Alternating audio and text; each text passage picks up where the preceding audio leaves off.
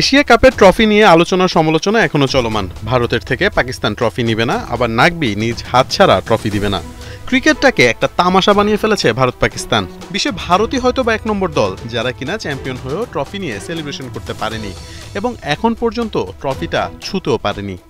এবার এসব নিয়ে মুখ খুলেছেন ভারতের কাপ্তান সূর্যকুমার যাদব। আবার ভারতকে নতুন অফার দিয়েছেন পাকিস্তান।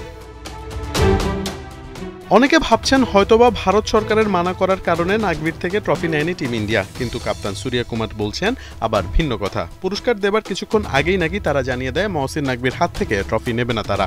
একথা আবার নাকবিকে বলার পর তিনি বেঁকে বসেন এবং সাফ জানিয়ে দেন ট্রফি নিতে হলে তার হাত থেকেই নিতে হবে। প্রথমেই পরিষ্কার করে বলি, পুরো টুর্নামেন্টে সরকার বা বিসিসিআই কেউই আমাদের বলেনি যে যদি কেউ ট্রফি দেয় আমরা নেব না।